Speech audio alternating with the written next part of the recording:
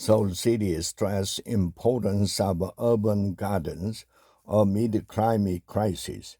Experts highlight the role of green spaces in biodiversity and community integration at International Garden Symposium.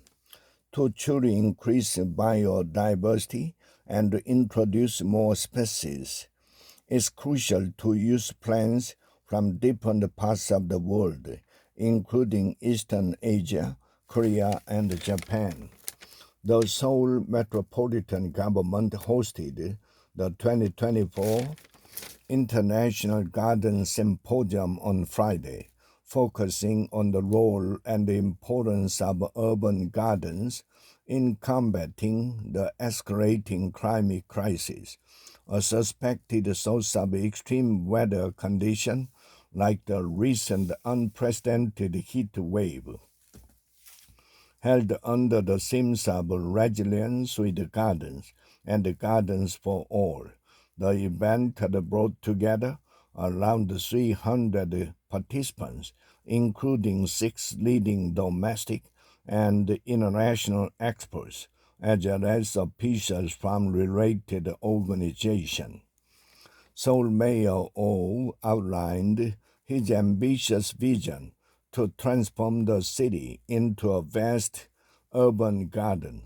In its opening remarks, Oh emphasized that expanding green spaces is crucial to tackling the growing climate crisis. My goal is to make Seoul one huge garden, and in the next 7 to 8 years, you will witness a transformed city with significantly more green spaces, he said, noting that the city's ongoing Garden City project is just a beginning. O also highlighted that creating more workable environments through gardens is key to reducing carbon emission. If we integrate gardens across the city to make it more workable, people will rely less on personal vehicles, which will help reduce carbon emission, he said. In line with this, he explained Seoul's urban plan to convert low-rise areas into public green spaces by loosening floor ratio restriction for redevelopment of the project. Through showcasing various initiatives, he stressed that the Garden City project must be approached from multiple angles, incorporating urban planning, climate action, and public policy. He also emphasized that the ultimate goal is to create a city where people choose to work while addressing the climate crisis through a multifaceted and comprehensive approach. Presenters from overseas shared insight on integrating gardens into urban landscape, offering case studies from their respective countries. Robert Hammond, the CEO of Summit Group's U.S., underscored the importance of blending urban infrastructure with nature, using New York City High Line Park as an example. The project transformed an abandoned elevated railway into an iconic city park, now attracting 8 million visitors annually.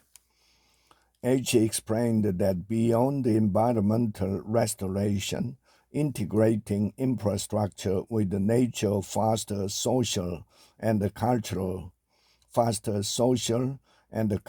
benefits. The High Line, he noted, serve as a vital community space that brings people together, emphasizing the role such spaces play in enhancing urban life.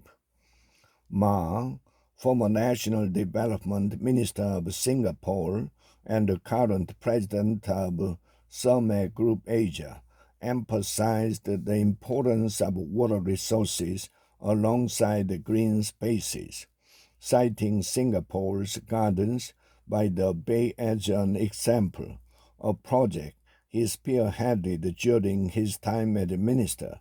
He explained how Singapore leverages gardens for practical purposes such as drainage in a city affected by squalls and seasonal winds.